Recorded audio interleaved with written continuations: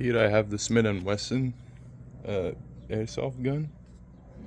It's unsafe, as you can see. It's unloaded. I'm gonna load it up now. Wait a minute. Here's it loaded. It's the high capacity airsoft cartridges, I think. It's unsafe again. I'll shoot it 1 or 2 times. See how it is, and then we're gonna place it in slow-mo. Have to put it on fire, of course.